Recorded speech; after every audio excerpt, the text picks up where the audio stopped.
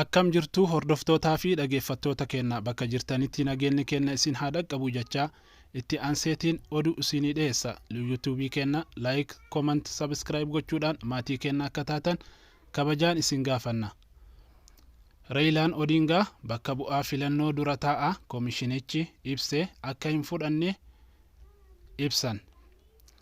Kaadhimaan pirezidaantii Keeniyaa Raayilaa Odingaa erga paartii isaanii Azimio la Umoja filannoo burjajjaa'aa jedhee yeroo jalqabaaf ibsa kennuu bu'aa filannichaa akka hin fudhanne ibsaniiru. Lammiileen Keenyaa miliyoonotaan bahuun gaggeessan isaan keessaa filatan kaleessa garuu jaarsii dimokiraasii keenyaa balaaf saaxilamaa jedhe. Hojiin dura taa'aa koomishinicha filannoo Keeniyaa Wafula Chebukati irratti kan ta'e Keeniyaan rakkoo siyaasaa fi seera keessa galtee jedhe Odingaan. Waan kaleessa argine sobaa fi heera biyyattii kan faallessuudha jedhan. Raayilaan dura taa'aa koomishinaa filannoo Keenyaa Wafula Chebukati miseensota koomishinichaa bakka bu'aa filannochaa fudhachuun diduun doorsisaa fi himata bu'aa filannoo ibsame guututti akka hin fudhanne dubbatan. Lakkoofsi Chebukatiin ibsame seera qabeessaa fi akka fudhatama qabu hin qabu jedhe. Manni murtii heera biyyattii kuffisuu qabaa jedhan. Dhimma kana irratti osoo sagaleen guutuu irratti walii hin galamne koomishinichi sagalee caalmaan jiruun darbuu qaba jedha. Miseensa koomishinichaa filannoo IBC'n torbaan keessaa namoota 4 bu'aa sagalichaa akka hin fudhanne ibsanii turan. Dura taa'aan koomishinichaa Wafula Chebukatiin William Ruto sagalee caalmaan pirezidaantii Keenyaa ta'uudhaan filatamuu isaa ibse. Raayilaan Odingaan galma bu'aa filannoo itti ibsame Boomaas keessatti hin argamne.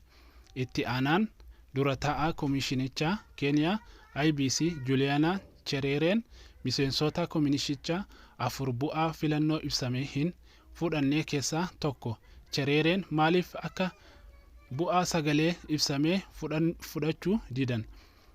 Bu'aan filannichaa dura taa'aa koomishinichaa ibsame yoo walitti ida'ame waliigalatti parsantii 100 duwwaa takka taha jechuudhaan sababa isaanii ibsan. Itti dabaluun bu'aan ibsame yaada koomishineroota filannoo hin ibsamne. Sababni isaa osoo hin ibsamin dura taa'aa ilaaluun qabna jechuu ture. Garuu hunda isaanii akka hin argine taheera jedha. Bu'aan filannichaa ibsame haala kanaan yoo tahu yoo walitti ida'amu parsantii 100 duwwaa takka dhufa jechuudhaan fudhachuu didan. Raayilaa Odingaan parsantii 48.85, William Rutoon parsantii 50.49, Wahiga Mooreen parsantii duwwaa 23, Wahiga Joorjiin duwwaa 44 argatan. Pirezidaantiin Keeniyaa Uhuru Kenyatta morkataa isaanii kan ture Raayilaa Odingaa akka bakka bu'aa isaanii bu'uuf akka deeggaran duula filannoo irratti ibsanii turan. Erga filannoon kun gaggeeffamee bu'aa filannichaa ilaalchisee hanga ammaa homaa hin dubbanne.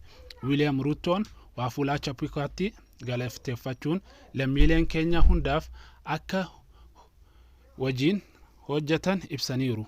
Manni murtii ol'aanaa Keeniyaa bu'aa filannichaa jijjiiruu yoo tahu Keeniyaan ammas filannoo biraa gaggeessuuf dirqamtiin Ameerikaa Keenyaa keessatti argamu lammiileen Keenyaa nagaan sagalee isaanii filannoo kennuu isaanii dinqifachuudhaan warri filannoo irratti hirmaatan yaaddoo jiru waliin hojjechuun karaa nagaan akka furan waamicha dhiheesse.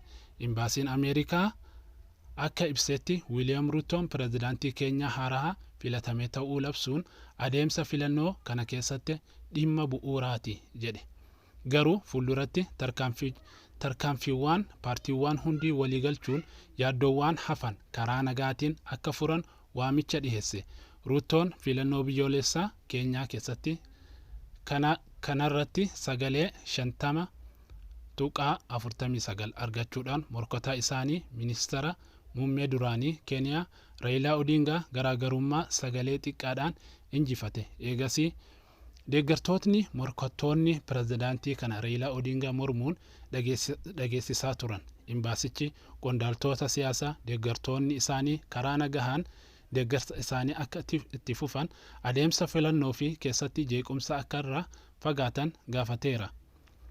Buufataalee filannootti bakka bu'uutuun Raayilaa Odingaa garuu bu'aa filannoo kana akka hin fudhanne eeraniiru.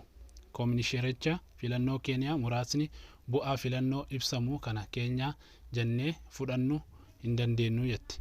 Ruutoon ammoo lammiilee Keeniyaa hundaa akka tajaajila kaasuun bu'uura filannoo seenaa Keenyaa keessatti isa iftoominaan hunda caalaa qabu jedhanii dubbatan. Iddoowwan Ruutoon deeggarsa olaanaa qaban namoonni hedduu karaa irratti bahuudhaan gammachuu isaanii akka ibsatan ture yoo ta'u, iddoowwan muraasa Odingaan deeggarsa fooyyee qabanitti mormiin dhalateera.